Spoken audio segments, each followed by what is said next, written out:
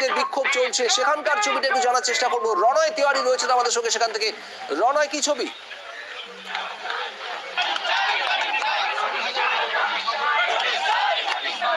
দেখো শুভদীপ, 2019 সাল থেকে 2024 5 বছর অতিক্রান্ত হতে চললেও এখনো পর্যন্ত চাকরি পেলেন না আইসিডিএস এর সুপারভাইজার পদের এই চাকরি প্রার্থীরা।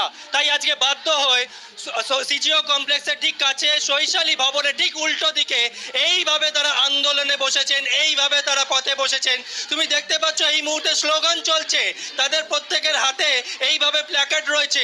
তারা বলছেন তাদের জয়েনিং চাই। 2019 সালের সেপ্টেম্বর মাসে তাদের পরীক্ষা হয়, 2023 সালের ফেব্রুয়ারি মাসে তাদের রেজাল্ট বের হয়, তালিকায় নাম ওঠে 2931 জনের। এর মধ্যে আগস্ট মাসে চাকরি পান 136 জন, কিন্তু বাকিরা এইভাবেই বঞ্চিত থেকে যায়, এখনো পর্যন্ত তাদের নিয়োগ হয়নি। এইভাবে তুমি দেখতে পাচ্ছ এখানে অনেকেই রয়েছেন। আপনারা আজকে এইভাবে রাস্তায় কেন আন্দোলন করছেন? আমাদের 2019-এ আমরা প্রথম প্রিলি এক্সামটা দিই, তারপর 2023-তে মেইনস হয়, 2023 থার্ড ফেবে আমাদের ইন্টারভিউয়ের রেজাল্ট বেরোয়, আর আমরা হচ্ছে 2931 আইসিডিএস সুপারভাইজারের গ্রুপ বি এর এম প্যানেল ক্যান্ডিডেট।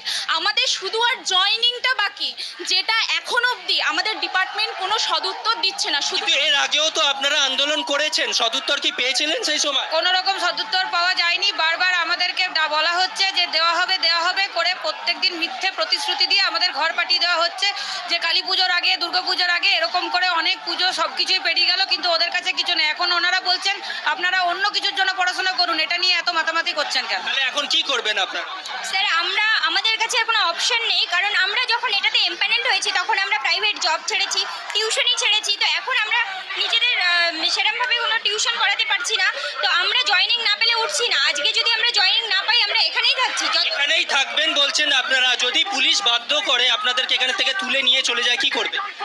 আমাদের এই লড়াই জারি থাকবে, কারণ এই চাকরিটাই অনেকের একমাত্র বিশ্বাসের জায়গা। তো আমাদের জয়েনিংটা সত্যিই খুব দরকার। জয়েনিং চাই। যতক্ষণ না তারা জয়েনিং পাচ্ছেন ততক্ষণ তারা এইভাবে অবস্থান চালিয়ে যাবেন। আমি তোমাকে আরেকবার ছবিটা দেখাবো, ক্যামেরা পার্সন দীপকে বলবো ছবিটা দেখানোর জন্যে।